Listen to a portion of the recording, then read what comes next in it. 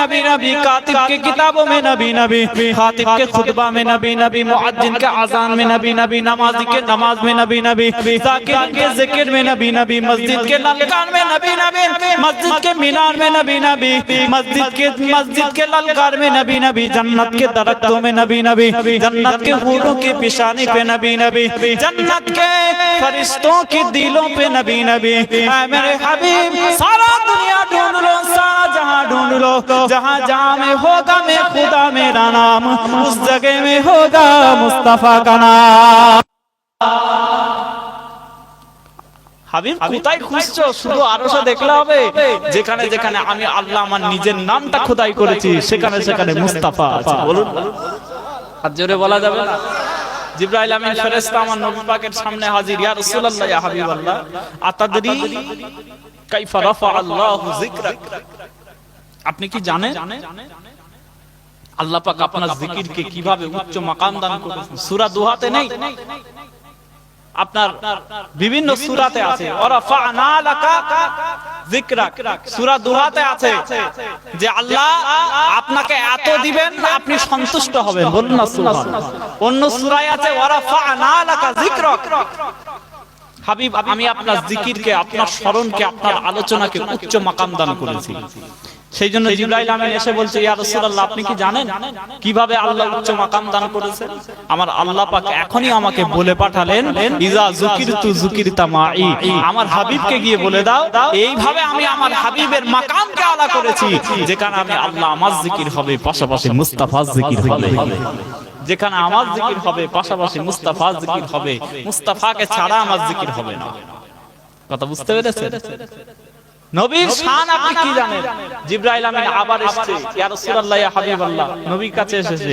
নবী পাক তার সাথে কথা বলতে বলতে হঠাৎ একটা প্রশ্ন করে বসেছে। জিবরাইল, জিবরাইল তোমার বয়স কত? জিবরাইল, আমার একটু জানার শখ হচ্ছে, জানার ইচ্ছা হচ্ছে, তোমার বয়সটা কত? জিবরাইল আমিন ফেরেশতা বলছে, ইয়া রাসূলুল্লাহ, ইয়া হাবিবাল্লাহ, আল্লাহ পাক আমাকে যখন থেকে সৃষ্টি করেছেন আমি আমার বয়সটা গুনিনি। কি বলেছে? আমি আমার বয়সটা গোনা হয়নি যে আমার কত বয়স হলো। আপনাকে যদি জিজ্ঞাসা করি ভাই কত বয়স, আপনি বলতে পারবেন না যে ভাই আমার 40 বছর বয়স, যে 45 বছর বয়স, কি 25 বছর বয়স, কি 30 বছর বয়স আছে তো? জিবরাইল আমিন বলছে, ইয়া রাসূলুল্লাহ, ইয়া হাবিবাল্লাহ, আমি বলতে পারবো। আমার দোস্তরা, নওজওয়ানেরা, হে নবীর উম্মত উম্মতিরা, জিবরাইল আমিন ফেরেশতা আমার নবী পাকের সামনে থেকে দাঁড়িয়ে দাঁড়িয়ে বলে, ইয়া রাসূলুল্লাহ, ইয়া হাবিবাল্লাহ, আমি আমার বয়স সম্পর্কে বলতে পারবো না, আমি আমার বয়স সম্পর্কে বলতে পারবো না, ইয়া রাসূলুল্লাহ, ইয়া হাবিবাল্লাহ, তবে আমি আপনাকে এতটুকু বলতে পারি, যখন থেকে আমি সৃষ্টি হয়েছি আল্লাহ পাক রব্বুল আলামিন যখন আমাকে সৃষ্টি করেছেন তারপর থেকে আজ পর্যন্ত আসমানের চতুর্থ আসমানে আমি জিবরাইল আমিন ফেরেশতা একটা স্টার দেখতে পেতাম, একটা তারকা দেখতে পেতাম, একটা তারা দেখতে পেতাম, তারা বোঝে একটা তারা দেখতে পেতাম। ইয়া রাসূলুল্লাহ, ইয়া হাবিবাল্লাহ, আমি আসমানের চতুর্থ আসমানে ওই তারকাটাকে ফুটতে দেখতাম, ওই তারকাটাকে যখন আমি ফুটতে দেখতাম 70,000 বছর পর বার করে ফোটে। আমি যখন ফুটতে দেখতাম তারাটা তখন 70,000 বছর পার হয়ে গেছে। একবার করে ফোটে কদিন পরে পরে? কদিন পরে পরে বলে? 70,000 বছর পরে পরে ওই স্টারটা, ওই নক্ষত্রটা, ওই তারকাটা একবার করে চতুর্থ আসমানে ফুটতো, আমি জিবরাইল ওটাকে দেখতাম। আমার দোস্তরা, নওজওয়ানেরা, হে নবীর উম্মত উম্মতিরা, জিবরাইল আমিন ফেরেশতা বলে, ইয়া রাসূলুল্লাহ, ইয়া হাবিবাল্লাহ, ওই 70,000 বছর পরে পরে আমি ওই তারকাটাকে একবার করে ফুটতে দেখতাম। আমি জিবরাইল আলাইহিস সালাতু ওয়াস সালাম, আমি আমার গোটা জীবনে ওই তারকাটাকে, ওই স্টারটাকে, ওই নক্ষত্র আমার জীবনে টোটাল 72,000 বার দেখেছি। আমি আমার জীবনে টোটাল 72,000 বার দেখেছি। আর প্রতিবার যখন দেখতাম তখন 70,000 বছর পার হতো, একবার একবার। তাহলে কত হলো আপনাকে গুণ করতে হবে। 72,000 বছরের সাথে 70,000 বছর গুণ করলে যত বয়স হয়, আজ থেকে 1400 বছর আগে জিবরাইল আমিন ফেরেশতার বয়স ছিল তত। কথা ঠিক কিনা? ভাই মা দোস্তরা, নওজওয়ানেরা, হে নবীর উম্মত উম্মতিরা, আমার নবী পাককে বলার সঙ্গে সঙ্গে রাসূলুল্লাহ বলেন, কোরআন শোনো শোনো, তুমি যে তারকাটাকে, তুমি যে স্টারটাকে, নক্ষত্রটাকে 70,000 বছর পরে পরে একবার করে চতুর্থ আকাশে ফুটতে দেখতে, ওই তারকাটাকে কি তুমি চেনো? ওই তারকাটাকে কি তুমি চেনো? ওই তারকাটা অন্য কেউ নয়, আমি রাসূলুল্লাহ নিজে ছিলাম।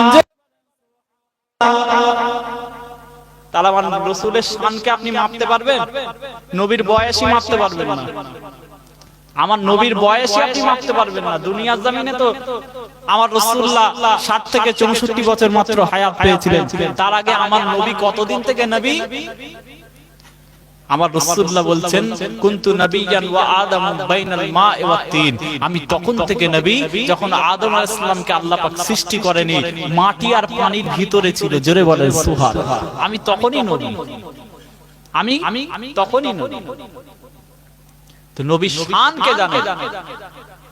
লাকাদ জাআকুম রাসূলুম মিন আনফুসিকুম আজিজুন আলাইহি মা আনিতুম হারিসুন আলাইকুম বিল মুমিনিনা রাউফুর রহিম। আমি তোমাদের কাছে আমার নবীকে পাঠিয়েছি, এমন একজন নবীকে পাঠিয়েছি যে তোমরা আমার নবীর উম্মত পৃথিবীতে কোটি কোটি বিচরণ করছো, তোমরা যদি দুনিয়াতে কোনো কষ্ট পাও, মদিনা ওয়ালা কামলি ওয়ালা মদিনা শরীফে সবুজ গম্বুজের নিচে শুয়ে শুয়ে তোমরা 24 পরগনায় যদি কষ্ট পাও, আমার রাসূলুল্লাহ তোমরা 24 পরগনায় ভাঙড়ে যদি কষ্ট পাও, ঘটকপুরে যদি কষ্ট পাও, কাঁঠালিয়াতে যদি কষ্ট পাও, খাঁপাড়াতে যদি বসে বসে তোমাদের কোনো কষ্ট হয়, এখান থেকে 1400 বছর আপনার এখান থেকে হাজারো হাজারো মাইল দূরে মদিনা শরীফে আমার রাসূলুল্লাহরও কষ্ট হয়। ঠিক তেমনি তুমি যদি খাঁপাড়ায় বসে বসে নবীর উপর দরুদ পড়ো, ফেরেশতারা তখনই ওই দরুদটাকে তুলে নিয়ে গিয়ে আমার নবীর কাছে পৌঁছে দেয়। জোরে বলেন সুবহানাল্লাহ। তাহলে একটু দিল থেকে দরুদ পড়া যাবে তো নাকি? কলিজা দিয়ে দরুদ পড়া যাবে তো? এমন দরুদ পড়বেন, নবী যেমন দরুদ পড়বেন ফেরেশতারা তেমন নবীর কাছে নিয়ে যাবে। আমার রাসূলুল্লাহ আপনার দরুদটা শোনার জন্য, আপনাকে দেখার জন্য আপনার পাশে এসে আমার নবীকে বসতে হয় না। আমার নবী মদিনা মুনাওয়ারাতে থাকে, ঈমানের মারকাজে থাকে। আমার রাসূলুল্লাহকে সেখান থেকে আল্লাহ পাক সব দেখায়। আমার নবী বলেছেন, আল্লাহ পাক আমাকে পৃথিবীটাকে যেমন খবরের কাগজ ভাঁজ করা হয়, আমার কথা খারাপ লাগছে নাকি বুঝতে পারছেন তো? খবরের কাগজ ভাঁজ করা হয়, সকালবেলা ভাঁজ করে আপনার টেবিলে খবরের কাগজ পেপারওয়ালা দিয়ে চলে যায়, যেমন ভাঁজ করা থাকে। আমার নবী পাক বলছেন, আমি রাসূলুল্লাহ আমার সামনে আল্লাহ পাক এই পৃথিবীর জমিনটাকে ওরকম ভাঁজ করে, এতটুকু করে ভাঁজ করে আমি রাসূলুল্লাহ আমার সামনে রেখেছিলেন।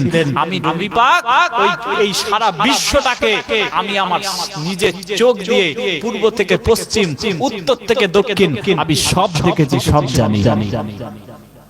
আল্লাহ পাক আমার কাছে এই বিশ্বটাকে, পৃথিবীটাকে ভাঁজ করে রেখে দিয়েছেন। আমার রাসূলুল্লাহ শান মাপতে পারবেন, ইলম মাপতে পারবেন? দুনিয়াতে কিছু মৌলভী সাহেব বেরিয়েছে, আমার নবীর ইলম মাপে, নবীর শান মাপে। নবী অমুক জানতেন না, তমুক জানতেন না, নবী কি বলে, নবী কোথাও যেতে পারেন না, নবী আজ থেকে 1400 বছর আগে ইন্তেকাল হয়ে গেছে, শেষ হয়ে গেছে, আর কোনো ক্ষমতা নেই। বলবেন না দিল থেকে বলবেন নাউজুবিল্লাহ। ওসব মৌলভী সাহেবের ওয়াজ শুনবেন না। ওই ইউটিউবে আসুক আর ফেসবুকে আসুক আর ইনস্টাগ্রামে আসুক আর টুইটারে আসুক, কথা বুঝতে পেরেছেন? যার মধ্যে নবীর সামনে যার আলোচনায় লাঠি মারেন, ওরম বক্তা দরকার নেই। কথা ঠিক কিনা? ওরম বক্তা দরকার নেই। ওরম ডলার করে বক্তা ইউটিউবে ফেমাস হওয়ার জন্য ওরম হাজারো বক্তা আছে। কোন মানুষকে যদি আপনি চিনতে চান যে নবীকে মানে না, কোন মানুষকে আপনি যদি চিনতে চান সুন্নি নাকি অন্য দলের, সুন্নি নাকি নাজদি, সুন্নি নাকি ওয়াহাবি, তাকে একটু গিয়ে বলবেন, ভাইজান আমার নবীর শানে দুটো কথা বলে। আমার নবীর শানে 1 ঘন্টা ওয়াজ করেন। যারা অন্যান্য কোয়ালিটির বক্তা না, আমি আমার লাইফে তাদেরকে 1 ঘন্টা আমার রাসূলুল্লাহর শানে ওয়াজ করতে দেখিনি। আপনি সুন্নি আলেমদের দিকে তাকান, মাসলাকে ফুরফুরা শরীফের সিলসিলার যে সমস্ত আলেম উলামা তাদের দিকে তাকান, 2 ঘন্টা ওয়াজ করলে 2 ঘন্টায় আমার নবী নবী করে। জোরে বলে কথা ঠিক কি না? বাস্তব কথা বলছি তো। আর আদার্স বক্তাদেরকে দেখে নেবেন, আমার সাথে মিলাবেন, নবীর শানে 1 ঘন্টা আলোচনা করার দম নেই। 1 ঘন্টা তারা নবীর শানে আলোচনা করতে পারে না। যাই হোক ভাইজান, পিছনের মানুষগুলো একটু সামনে আসবেন, দয়া করে অনুরোধ করছি। একটু উঠে সামনে আসেন। পিছনে বেশি ঠান্ডা, সামনে কম ঠান্ডা। উচ্চ আওয়াজে দিল খুলে দরুদ শরীফ আল্লাহুম্মা সাল্লি আলা